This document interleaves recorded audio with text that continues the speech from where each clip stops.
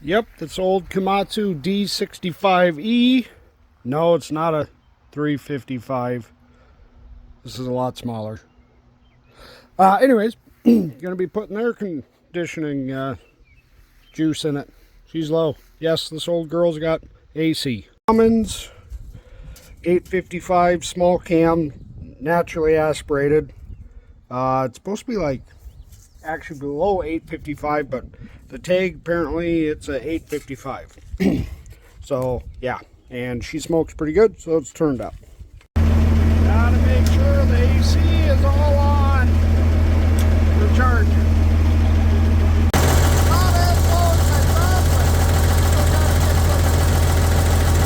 So got her all charged up. Ain't the best, but beats being locked in this cab with door shuts.